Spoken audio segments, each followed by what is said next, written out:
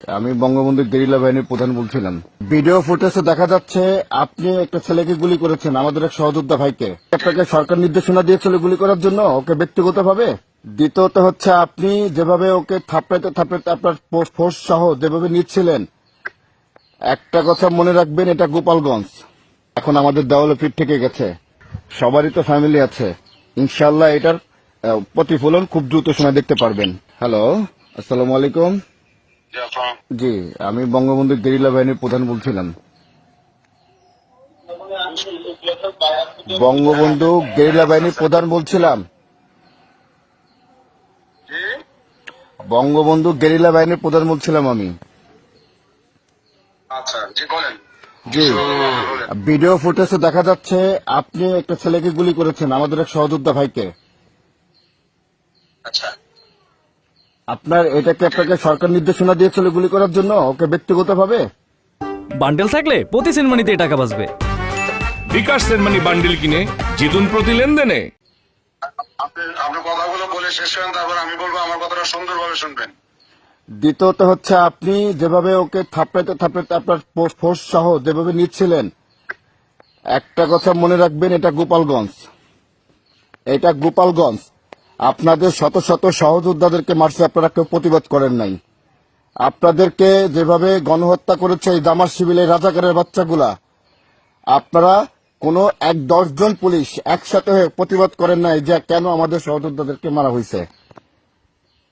অর্থাৎ বঙ্গবন্ধু গেরিলা বাহিনী 71-এর চেতনায় নতুন করে গঠন করা হয়েছে মাননীয় প্রধানমন্ত্রীর নির্দেশনা অনুযায়ী।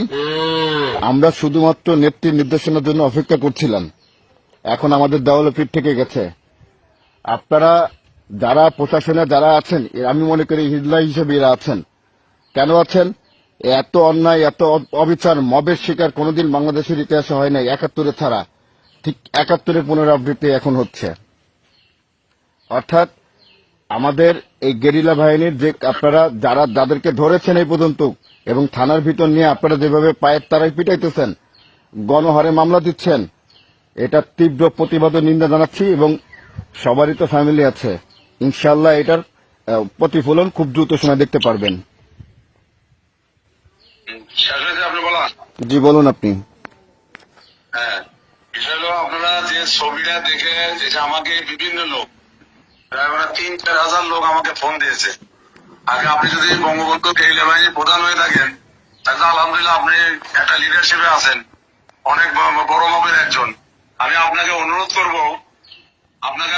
করব, যে ছবিটা দেখে আপনারা চিল্লাইতেছেন, ওই ছবিটার 2টা ছবি একটু পাশাপাশি নিয়ে তারপর একটা মিলাবেন।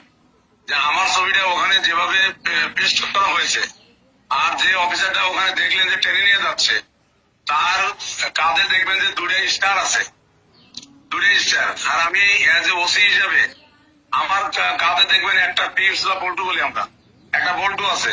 এটা হচ্ছে আমি কোরালীপাড়া থানার ওসি। ওই দিন আমার থানাতেও কম বেশি ঝামেলা হয়েছে।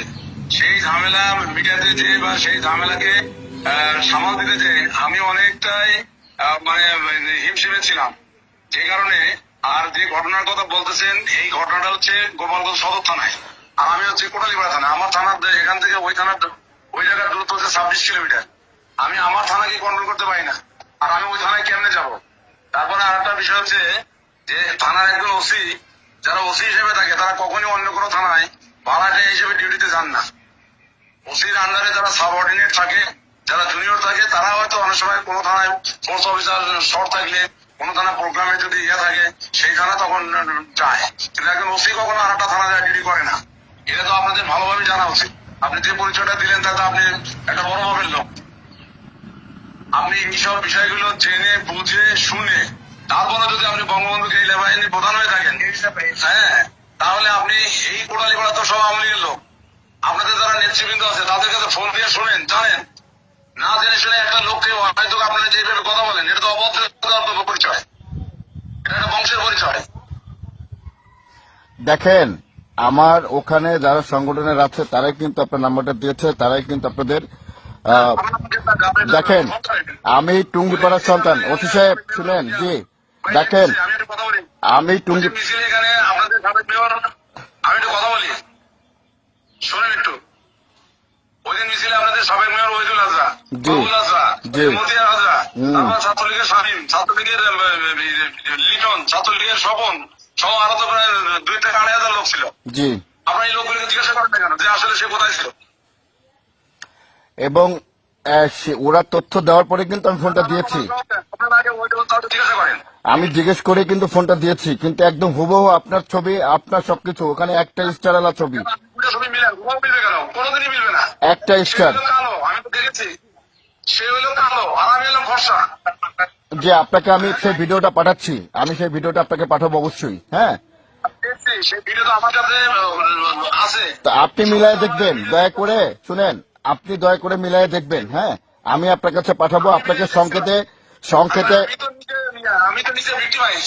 আমি মিলে দেখিনি, আমি তো 1000 বার মিলেছি। আর আমি তো ওখানে যাই নাই।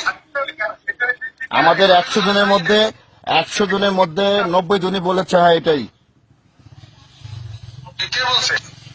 এবং আমি আপনাকে ওসি সাহেব দেখেন, আপনি একজন সরকার জনপ্রতিনিধি বাংলাদেশের একজন কর্মকর্তা, আপনাকে আমি একটা কথা বলবো, দেখেন এটা গোপালগঞ্জ, এখানে কোন ধরনের বাড়াবাড়ি করে আজ পর্যন্ত কেউ টিকতে পারে না, ইনশাল্লাহ পারবে না, কারণ এটা বঙ্গবন্ধুর জন্ম এলাকা। এখানে জামাত বিএনপি কোনোদিন এসে জায়গা পায়নি, ইনশাল্লাহ পাবেও না।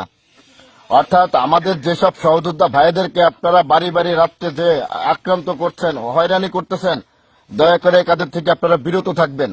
আমরা কিন্তু দল আয়োজক না হোক, কাল কিন্তু ক্ষমতা আমরা অবশ্যই আসব, তখন কিন্তু আমরা ইন্দুরে গর্তের থেকে কিন্তু খুঁজে বের করে নিয়ে আসবো ইনশাল্লাহ।